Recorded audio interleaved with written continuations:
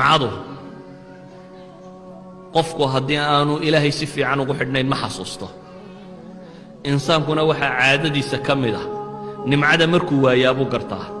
الصومالي دا وحي كوما هذا محي عيدا يري على فير بيدادي مركا لو ويا بالله طبعا إنسان كو أنت بدن مركو كتشر نمعدا إنو نمعيسية ما قرطه وهي من طبع الإنسان وحا كمده انتو هيا أمم مغطى انت كم قم قفك بن آدم كأم مغطى وطمع إنسان كو أنت مركا اكتسى الله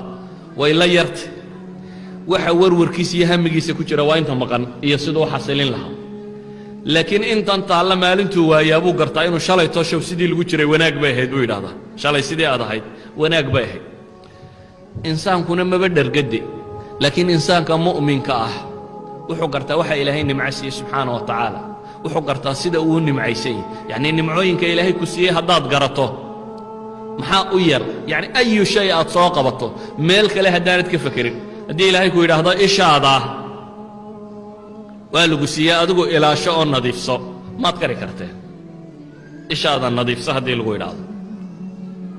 waayo ishu markay cabaar socotaba ee laydhu ku dhacdo way engegtaa cabaar markaad socoto dee dabayshan iyo boodhkan kuwan gawaadhidana wadataan dee idinkaan arkay markaad cabaar socoto muraayaddu way qarsoomaysaa waxba maad aragteen haddaad cabaar markaad socotoba aan la safaynaynin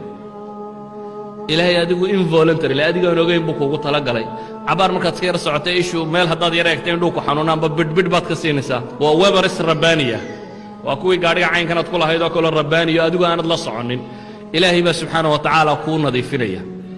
ilmo yar baa ilaahay ku soo daynaya oohintaa yar iyo qoyaankaa yar baa engaga ka ilaalinaya wixii boodha ka safaynaya dhaska iyo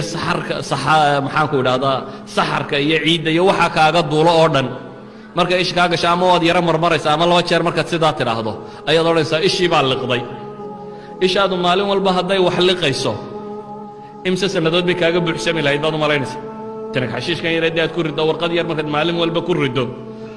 4 usbuuc kadib dee wuu buuxaa haddii mar walba isha markaad bidhbidh ka siisaa ay liqdo maxaad samayn lahayd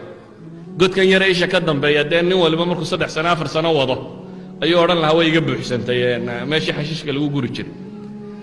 laakiin habeenkii intaad iska seexato ayaa ilaahay subxaanahu wa tacaala ishaada si aan u xagxaganba xanjo yar alla ku duubaa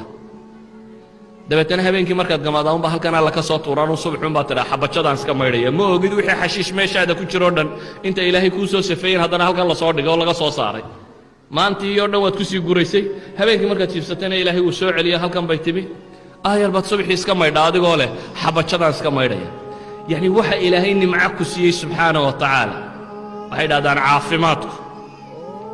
waa taaj bay idhaahdaan waa crown waa bahalladan boqorradu gashadaan laakiin wuxuunbaa arka bay idhahdeen almarda waa taajun cala lasixaa bay idhahdeen waa taaj saaran dadka caafimaadka qaba laakiin taajkaasi wuxuu u muuqdaa un kuwa buka waayo ninka bukaa wuxuu og yahay dhibtuu qabo qofkan buka isagunbaa arkaya dadkan caafimaadka qaba iyo siday u roorayaan iyo siday u ordayaan idan qofka mu'minka ahi markuu rumaysan yahay ilaahay wuxuu nimco siiyey ee ilaahay leeyahy wamaa bikum min nicmatin fa min allah hadday hawatay hadday roobtay hadday cadceedtay bal dunidana cadceeda ka soo baxayn qiyaas